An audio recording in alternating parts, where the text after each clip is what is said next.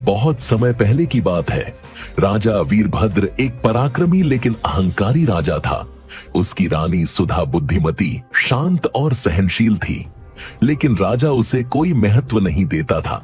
वह अक्सर कहता, औरतों का काम है श्रृंगार करना और चुप रहना। रानी, तू मेरी जुती की नोक के बराबर भी नहीं। रानी चुपचाप सहती रही, लेकिन अंदर से टूटती रही। एक दिन राजमहल के द्वार पर एक बूढ़ा फकीर आया। उसने कहा, मुझे राजा से अकेले में बात करनी है। मेरे पास उसके लिए एक परख है। राजा को अजीब लगा, लेकिन फकीर को बुला लिया। फकीर ने कहा, महाराज, मैं आपको 3 प्रश्न दूंगा।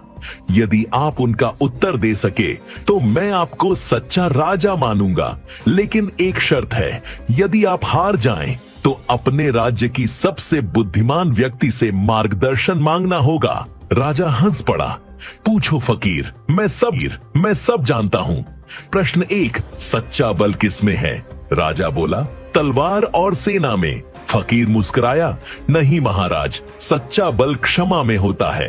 प्रश्न 2, सबसे बड़ा त्याग क्या है? राजा बोला, राजपाट छोड़ देना। फकीर बोला, नहीं, सबसे बड़ा त्याग है अपने अहम को छोड़ना। प्रश्न 3, सच्चा प्रेम किसे कहते हैं? राजा बोला, जो अंत तक साथ निभाए वही सच्चा प्रेम। फकीर बोला, गलत फिर से, सच्चा प्रेम है जो अपेक्षा के बिना किया जाए। अब राजा चुप हो गया। तीनों उत्तरों में वह हार गया। फकीर बोला, अब अपने राज्य की सबसे बुद्धिमान व्यक्ति से मार्गदर्शन मांगो। राजा ने पूछा, कौन है वो? फकीर ने इशारा किया और सामने, मैं सब जानता हूं। प्रश्न 1, सच्चा बल किसमें है? राजा बोला, तलवार और सेना में। फकीर मुस्कुराया, नहीं महाराज, सच्चा बल क्षमा में होता है। प्रश्न 2, सबसे बड़ा त्याग क्या है? राजा बोला, राजपाट छोड़ देना। फकीर बोला, नहीं, सबसे बड़ा त्याग है अपने अहम को छोड़ना। प्रश्न 3, सच्चा प्रेम किसे कहते हैं? राजा बोला, जो अंत तक साथ निभाए वही सच्चा प्रेम। फकीर बोला, गलत फिर से, सच्चा प्रेम है जो अपेक्षा के बिना किया जाए। अब राजा चुप हो गया।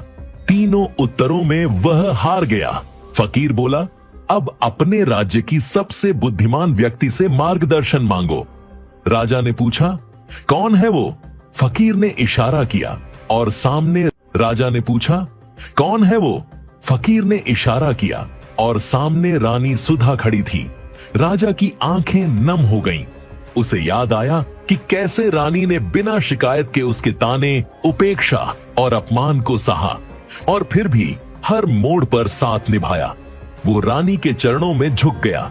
मैंने तुम्हें कभी समझा ही नहीं सुधा। आज मैं जान गया कि असली बुद्धि और प्रेम तुम्हारे अंदर था। सीख जिसे हम कमजोर समझते हैं, कई बार वही हमारी सबसे बड़ी ताकत बन जाती है। घमंड से भरे रिश्तों में जब विनम्रता आ जाए, तभी सच्चा प्रेम और सम्मान पनपता है।